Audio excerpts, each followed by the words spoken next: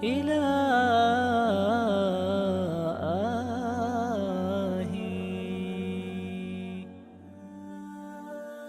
a very touching story. It also shows the love of Allah Subhanahu Wata'ala, the power of Allah Subhanahu Wata'ala.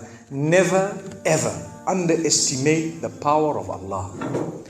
You know, there was a sheikh who mentioned this in Saudi Arabia, and there was a doctor that visited him from Pakistan and told him a story that happened to him. So he says, what happened to me? He says, the doctor who's speaking is a top neurologist, one of the top doctors in Pakistan, or, you know, a very, very good doctor, very hard to meet. It's said that perhaps you would have to wait months on end before you can get an appointment to see him.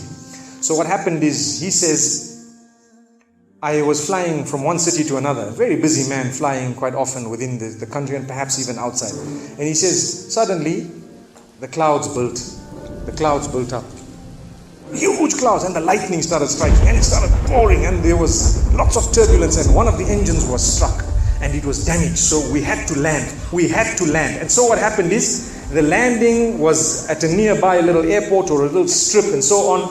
And when they landed there, it was a remote area. How are you going to repair this aircraft? A few people who were on it, it was a small plane, they were, quite surprised because they landed it in such a remote place. No one's there to repair it. They would have to wait, definitely. So the doctor asks the captain or the pilot that, you know what, how long are you going to be? He says, no, we're going to be quite long. Well, I need to get to that area. Look, he says, it's just a 3-hour drive by vehicle. So why don't you just go by road? And you can go there and get there. He says, okay, good idea, because this is going to take long.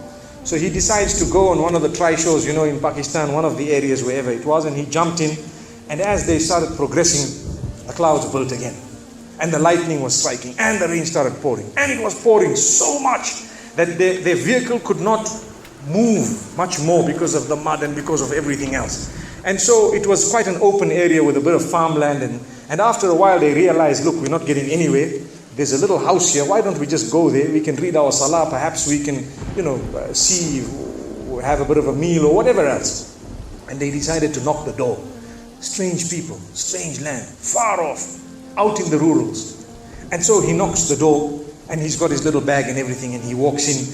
An old lady happened to answer the door after a while, and they spoke to her saying, look, this is what has happened, and we're going from so-and-so to so-and-so, and we just want a place, we want to read salah and so on. And she said, no problem, you can come in. She had a little musalla, a little sajjada, and she had a little baby on the side, or not a baby, but a child.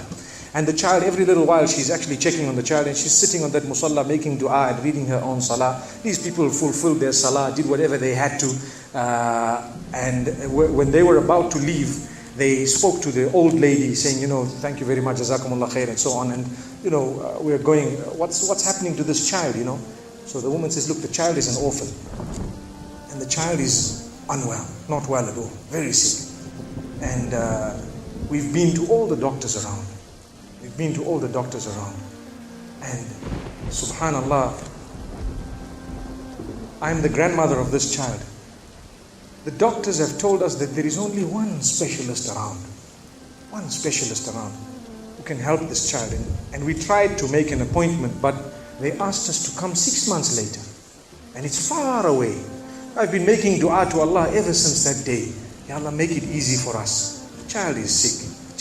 Make it easy for us, Ya Allah. So the man says, what's the name of that specialist? So the granny says, he's Dr. Ishan. Immediately this doctor burst into tears. He burst into tears. Straight away, he burst into tears. Why are you crying? Your dua has just been accepted. For your dua, the thunder came, the lightning came, the engine struck, we came down, we came on the road, the rain came again and stopped us and so on. And do you know what? The rain only stopped after the question was asked. Now it happened. And now the woman starts crying. Subhanallah. And the doctor himself is telling the story, saying, that was me. It happened to me, he says. And he says, I learned that Allah's armies are beyond limits. Allah uses whatever He wants to get what He wants done. It's over. Where in the wildest of the dreams of this person would they have felt or believed that the top man whom it is semi-impossible to see without big appointments, would actually be driven all the way to the door, knock the door, come in here, read some salah, and they would have to serve the child here. Amazing. Wallahi, it brings tears to the eyes. But the reason I share it with you, every one of us has needs for Allah Subhanahu wa Ta'ala. Just keep calling. Just have yaqeen. Have conviction. If it is meant, it will definitely come in your direction. You know, we use the term by hook or crook, but I don't want to use that today. I want to tell you, by the mercy and power of Allah Subhanahu wa Ta'ala, it will happen. It will come to pass. May Allah Subhanahu wa Ta'ala bless us. May He open our doors. May He grant us all shifa. And may He make us firm believers that for Him nothing is impossible. Wa sallallahu wa sallama wa baraka ala nabina Muhammad.